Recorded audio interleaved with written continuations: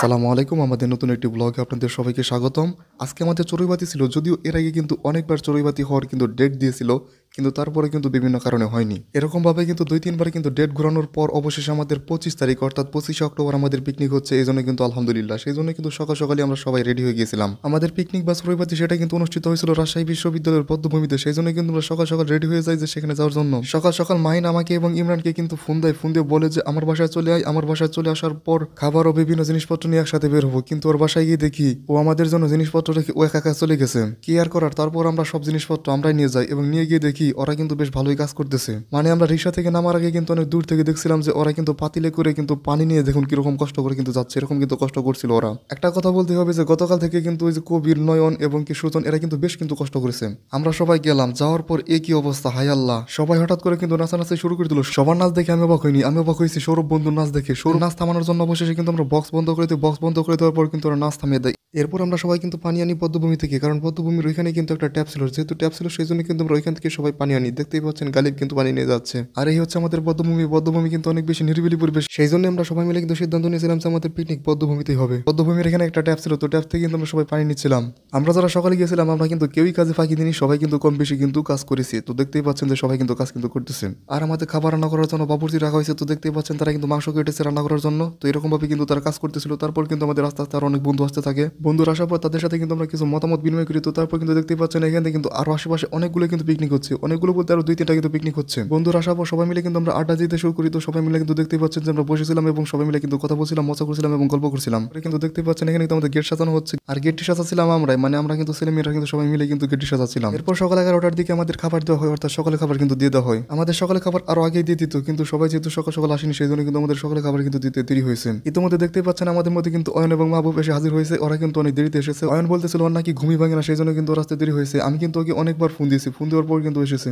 যদিও এখনো কিন্তু অনেক স্টুডেন্ট আসা বাকি আছে, তারপরে কিন্তু আমরা অনুষ্ঠান মোটামুটি শুরু করে দিই। অনুষ্ঠান শুরু করে দিই বলতে আমাদের সকালের নাস্তা কিন্তু শুরু হয়ে যায়।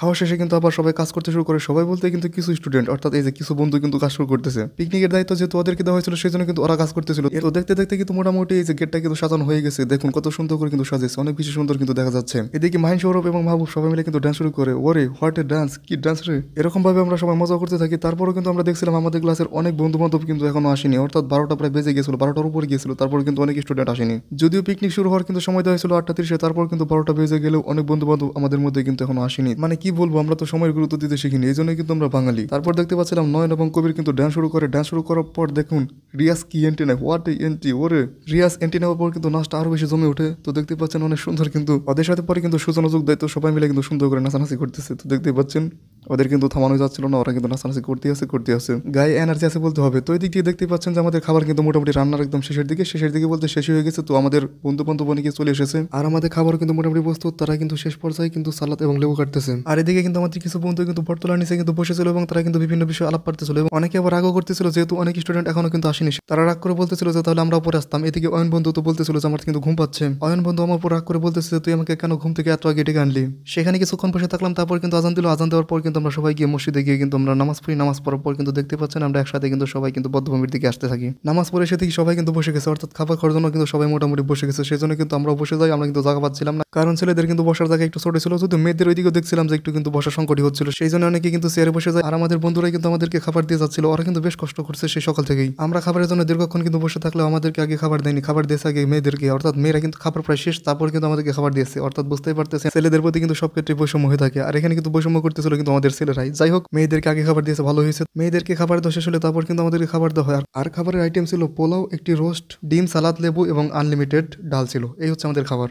আর খাবারের কথা যদি বলি, খাবারটা কিন্তু বেশ ভালোই ছিল, অর্থাৎ খাবারের টেস্টটা কিন্তু অনেক বেশি ভালো ছিল। আর এরকম ভাবে আমরা কিন্তু সবাই মিলে কিন্তু একসাথে খাচ্ছিলাম, সেই জন্য কিন্তু আরো বেশি ভালো লাগতেছিল। অর্থাৎ আমরা সবাই মিলে কিন্তু মানে সব বন্ধুরা মিলে কিন্তু একসাথে খাচ্ছিলাম, সেটা কিন্তু আরো বেশিরভাগ ভালো লাগতেছিল। খাবার খাওয়া শেষে সোহাগ বলতেছিল যে আমি কুকুরকে খাওয়াবো আর তুই কিন্তু ছবি তুলবি, অর্থাৎ আমাকে ছবি তুলতে বলতেছিল। মানে কি অদ্ভুত অদ্ভুত শখ হতে পারে মানুষের, এগুলো কিন্তু আমাদের বাংলা ডিপার্টমেন্টে উঠে কিন্তু আমি দেখতেছি। খাবার খাওয়া শেষে আমরা সবাই মিলে হাঁটতে বের হই, আর এই বদ্ধভূমির পাশেই কিন্তু ছিল রেল স্টেশন, আর রেল স্টেশনের পাশেই কিন্তু বেশ কয়েকটি দোকান ছিল এবং দোকান থেকে কিন্তু আমরা কিন্তু মজু কিনি এবং মজু কিনে কিন্তু সবাই মিলে খাই।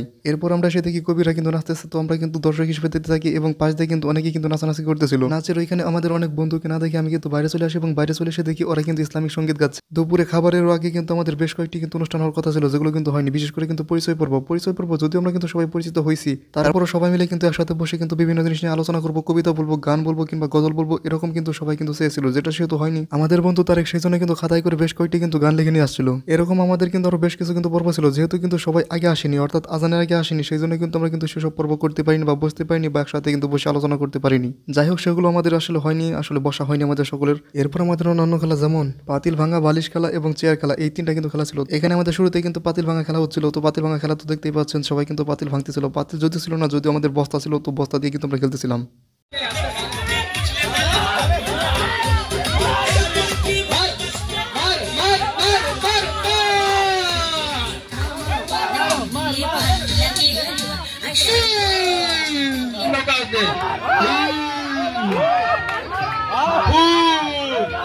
Dogs are better than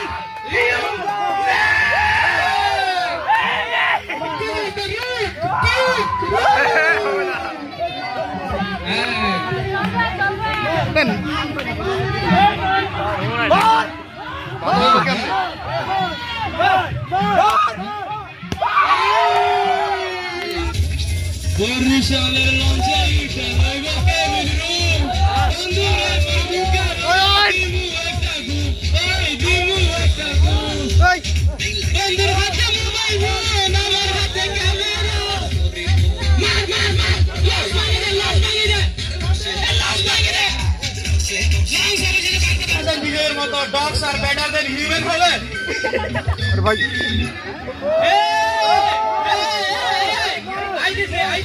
আইডিসে Marisha মার মারিশা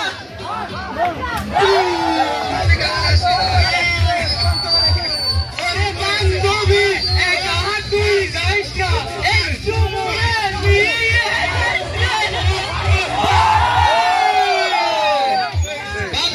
পাতিল ভাঙা খেলাটা বেশ ভালোই ছিল, যদিও আমি কিন্তু খেলতে পারিনি। আমি খেলতে পারিনি শুধু তা না, এখানে অনেকেই কিন্তু খেলতে পারিনি, কারণ আমি কিন্তু এমনিতেও খেলতাম না। আমি যেহেতু ভিডিও করতেছিলাম সেই জন্য কিন্তু আমি খেলতাম না, কিন্তু এখানে অনেকেই খেলতে পারিনি।